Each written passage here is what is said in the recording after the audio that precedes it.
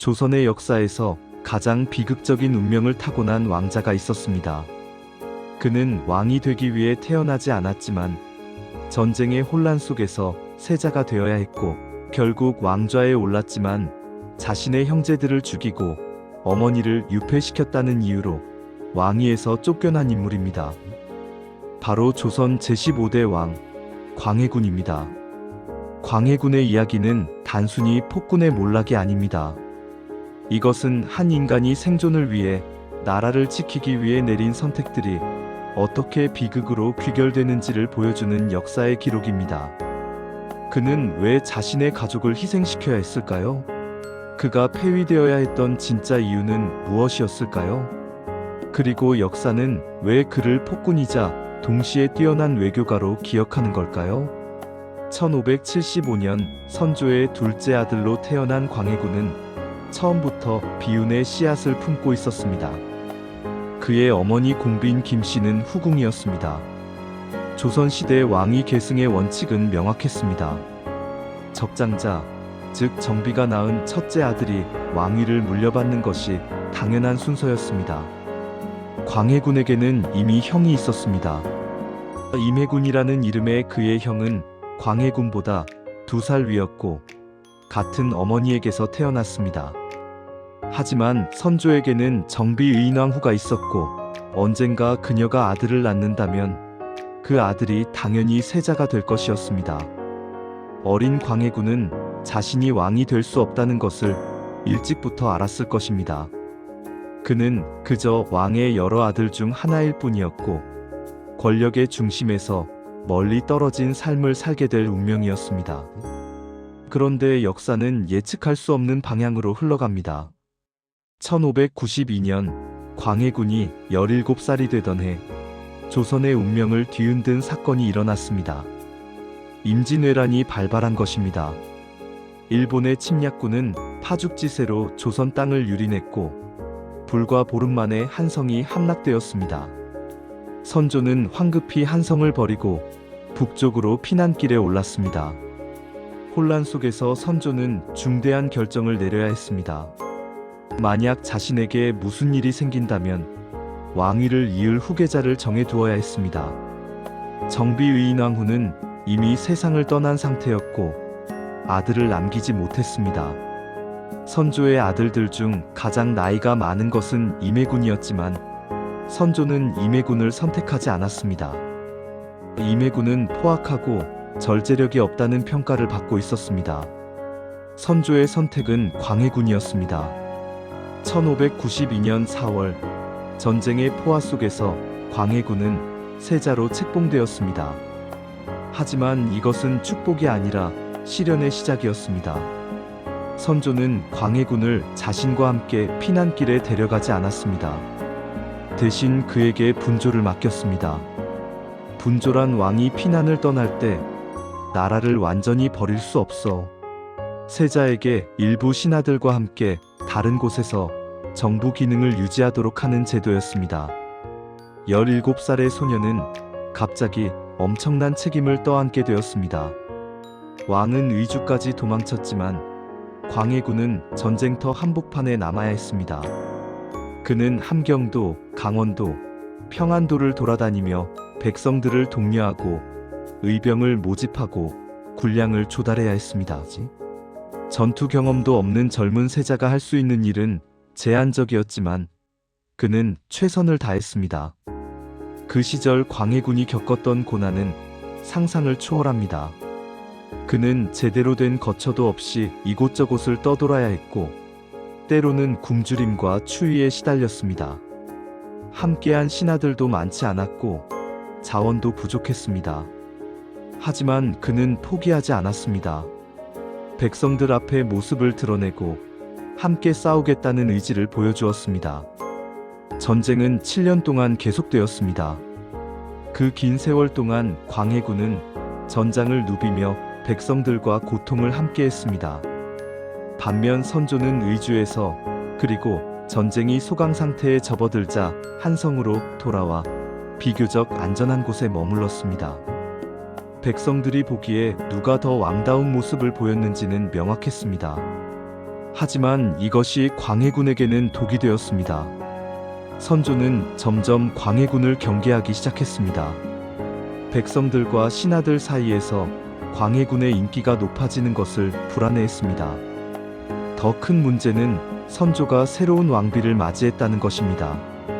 1602년 선조는 임모광후 김씨를 새 왕비로 맞이했고 1606년에는 임모광후가 아들을 낳았습니다. 바로 영창대군입니다. 선조의 마음속에는 갈등이 있었습니다.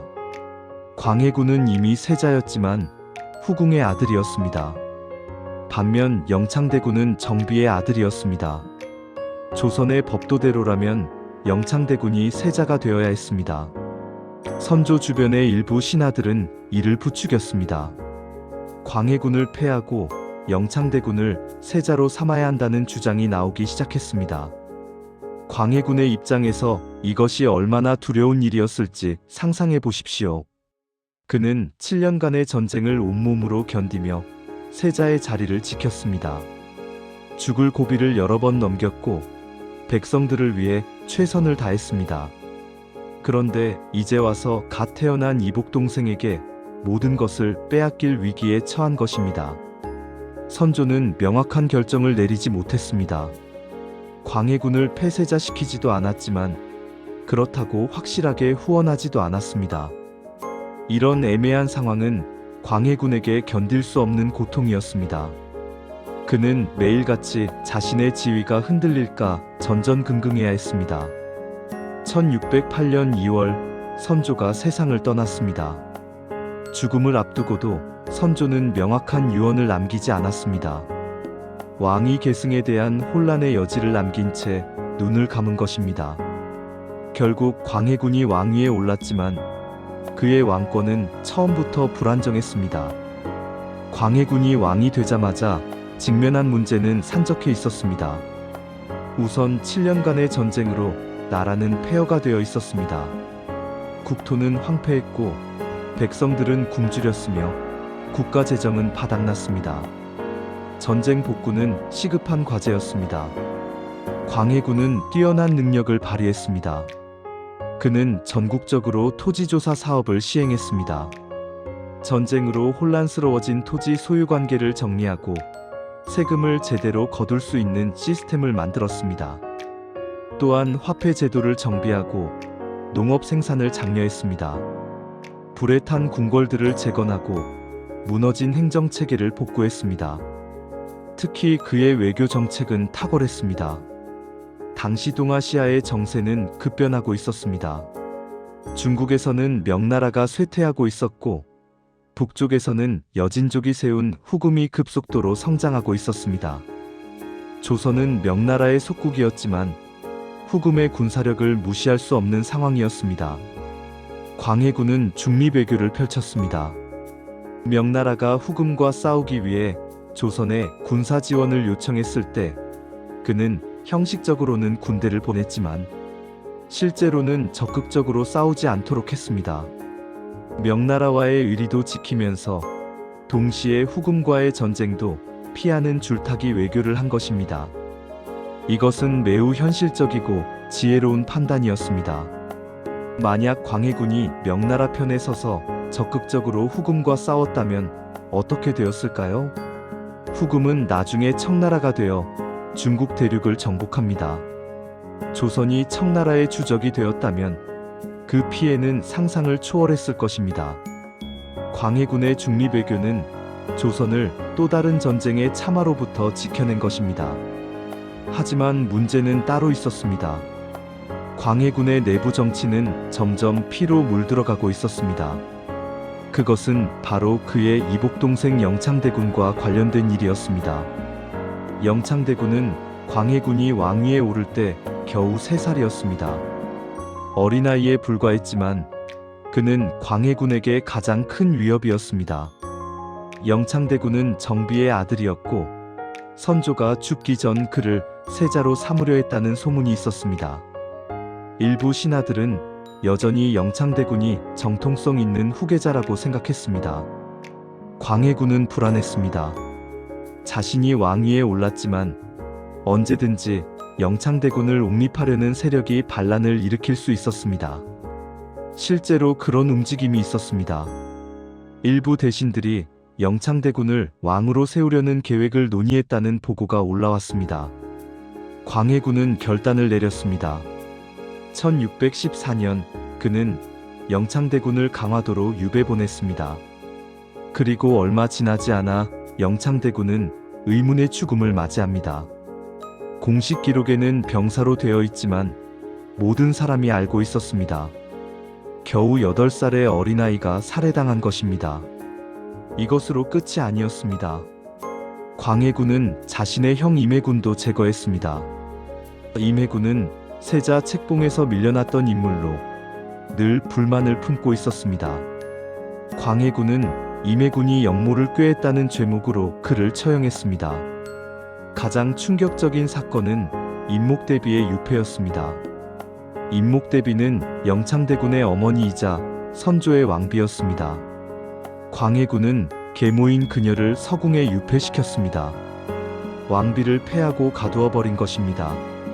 이것은 조선 역사상 전례가 없는 일이었습니다. 광해군은 왜 이런 선택을 했을까요? 그는 단순히 잔인한 폭군이었을까요? 역사를 들여다보면 그의 입장도 이해할 수 있습니다. 그는 태어날 때부터 왕이 될 수 없었던 사람이었습니다. 전쟁의 혼란 속에서 우연히 세자가 되었고 끊임없이 그 자리를 위협받았습니다. 선조는 죽을 때까지 그를 온전히 인정하지 않았습니다. 왕이 된 후에도 그의 정통성은 계속 의심받았습니다. 영창대군이 살아있는 한 그를 옹립하려는 세력은 사라지지 않을 것이었습니다. 임목대비가 자유롭게 활동하는 한 그녀는 광해군에 반대하는 세력의 구심점이 될 수 있었습니다. 임해군이 살아있는 한 언제든지 반란의 명분이 될 수 있었습니다. 광해군의 선택은 생존을 위한 선택이었습니다. 그는 자신이 제거되지 않으려면 먼저 위협을 제거해야 한다고 판단했습니다. 하지만 이것은 돌이킬 수 없는 죄였습니다. 유교 국가 조선에서 형제를 죽이고 계모를 유폐시킨 것은 절대 용서받을 수 없는 폐륜이었습니다. 신하들 사이에서 광해군에 대한 불만이 쌓여갔습니다. 특히 서인 세력은 광해군을 강하게 비판했습니다. 그들은 광해군이 정통성 없는 왕이며 폐륜을 저지른 폭군이라고 주장했습니다. 반면 광해군을 지지하는 북인 세력은 왕의 정책을 옹호했습니다. 당파 간의 갈등은 점점 심해졌습니다. 광해군은 자신을 비판하는 서인들을 탄압했고 이것은 더 큰 반발을 불러왔습니다. 악순환이 계속되었습니다. 광해군은 점점 더 의심이 많아졌고 더 많은 사람들을 숙청했습니다. 그럴수록 그에 대한 반감은 커져갔습니다. 1623년 3월 드디어 그날이 왔습니다. 서인 세력의 핵심 인물들인 이귀, 김유, 이괄 등이 쿠데타를 일으켰습니다. 역사는 이를 인조반정이라 부릅니다. 그들은 군사를 이끌고 궁궐을 습격했습니다. 광해군은 속수무책이었습니다. 그를 지키던 군사들도 별다른 저항 없이 무너졌습니다. 반정군은 광해군을 붙잡았고 그의 왕세자였던 아들도 함께 폐위시켰습니다. 광해군의 15년 재위는 이렇게 끝났습니다. 반정의 명분은 명확했습니다. 첫째, 영창대군을 죽이고 임목대비를 유폐시킨 폐륜. 둘째, 명나라를 배신하고 후금과 가까이 지낸 배신. 셋째, 궁궐을 사치스럽게 짓느라 백성들에게 과도한 부담을 지은 폭정. 이 세 가지 죄목으로 광해군은 폐위되었습니다. 새로운 왕으로 옹립된 사람은 능양군이었습니다. 그는 선조의 손자로 인조라는 묘호를 받았습니다. 광해군은 왕에서 군으로 강등되었고 강화도로 유배되었습니다. 유배지에서의 삶은 비참했습니다. 한때 조선의 왕이었던 그는 이제 죄인의 몸이 되어 감시를 받으며 살아야 했습니다. 그의 아들은 처형되었고 그를 따르던 신하들도 대부분 죽임을 당했습니다. 광해군은 홀로 남아 자신의 과거를 되돌아보며 긴 세월을 보냈습니다. 그는 유배지에서 19년을 더 살았습니다. 1641년 67세의 나이로 세상을 떠날 때까지 그는 한 번도 용서받지 못했습니다. 죽은 후에도 그는 왕의 대우를 받지 못했습니다. 묘도 받지 못했고 그저 광해군이라는 이름으로만 기록되었습니다. 하지만 역사의 아이러니는 여기서 끝나지 않습니다.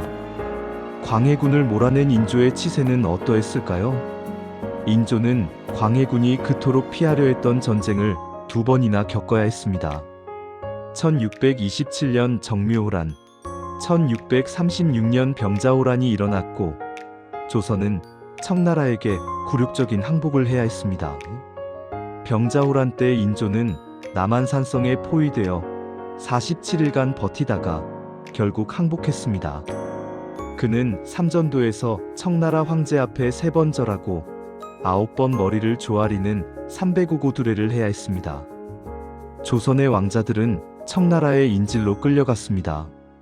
이것이 광해군의 중립외교를 버리고 명나라의 의리를 지키려 한 결과였습니다. 만약 광해군이 계속 왕위에 있었다면 어땠을까요?